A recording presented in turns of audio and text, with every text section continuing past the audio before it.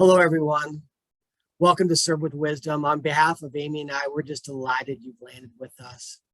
We thought it'd be a great idea for you to get to know us a little bit and also for us to talk a little bit about mindfulness and what it means for us.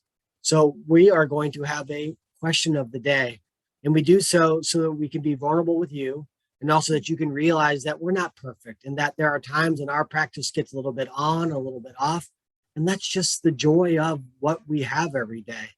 And so in this moment, the question is, how's your practice? What's it look like and sound like right now? And so I'm going to go to my colleague, Amy, to answer that question. Amy, how's your practice? Hi, Greg. Hi, Amy. Greg, I think what you're trying to say is sometimes we're a hot mess, and that's okay. Yes. I would say, my practice can either be reactive or preventative. As far as my mental health goes. And I would say that lately it's been a little bit more reactive, if I'm going to be honest about it. And I was thinking about what's leading to that. And I really think a lot of it has to do with the winter months. Sunshine really fuels me. I'm a sun baby. And I do a lot of my practice in the sun. When I'm on and I'm being preventative, I am, mindfully walking and running or, painting on the front porch. So during the winter months, I'm inside more. I tend to be on the couch a little bit more. I think the other factor is when I have my daughter, when I do have her, it's hard to prioritize her care, and they need care at any age, as you know. And so it's about balancing and finding time between making sure dinner is done by 6 and making sure that the bills are paid and giving her my attention when we get home from school, and then trying to find a time for meditation. So I would say I'm definitely more reactive, but it doesn't mean that I'm not finding moments to take a calming breath. Maybe it's in the car, maybe it's in a waiting room, a little bit more on the run than I normally like. But I'm still finding the time. I'm still fitting it in there. What about you, Greg? How's your practice? That's beautiful. And so we do. And so as I respond to you first, we do the best we can to find those moments where we catch our breath. We take a few deep breaths at the stoplight or before we go into the school building. And that's what this practice is offering. It's always just available to us in the moment. My practice, I would offer that, and I love this idea of preventative versus proactive. And I'm in one of my more proactive modes right now, where I am finding a little bit more of a routine going on.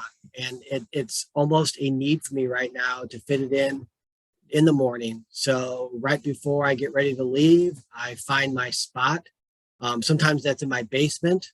And right now what I'm finding is wherever I can sit, I sit. And so I have a chair in my living room and I put my pillow behind me. And I've been doing guided practice lately. I've either been putting on some music or I've been listening to somebody else guide me along. And I find that soothing these days because I don't want to overthink it. There are some times when I just have silence completely and I'm just noticing the in-breath and the out-breath. But right now I'm just finding just solace and strength and wisdom and listening to others or maybe just paying attention to some music. So kind of those external anchors while I'm kind of focused on that internal breath. And with that, it helps me. It helps me. The moment I start driving my car and that first person cuts me off, I just feel this grounding nature. And then when I'm locked in, which I am now, and Greg Hunger for the hot mess, this could turn a page tomorrow. It also means that during the day, I'm finding those moments for those breaths before I walk into a building or a meeting also. Mm-hmm. So I would say my practice is steady now, but I'm also smart enough to realize that I need to stay calm and not be too proud of myself and more just focus on the benefits in the moment. And I couldn't agree more, because I think that one of the things that I've learned is that when I'm in this place where I'm not necessarily finding a routine, that I have to remember to be kind to myself. And the same way that, you know, it could move, it could move to a more reactive, I know that I'll get back to a preventative. You know, you and I have taught together, and we've talked about mindfulness and meditation as like a superpower. And so I'm always comforted by the fact that I'll always have it with me. You know, how it exists in my life is going to change, because I'm not static. And so that routine and practice can't be static, but I know I will always have it with me. Beautiful. So there you have it, folks. This practice ebbs and flows. It's always waiting for you. It may be a few deep breaths, or you may find yourself locked into that 5-10 minute sit where you're just enjoying the moment along the way. We just encourage you to explore and find what works for you, and just be kind to yourself, as Amy offered along the way, right? You're wonderful human beings. We think you're amazing. We appreciate all you do. Keep checking us out on servewithwisdom.com. Bye, everybody. Peace out. Bye, guys.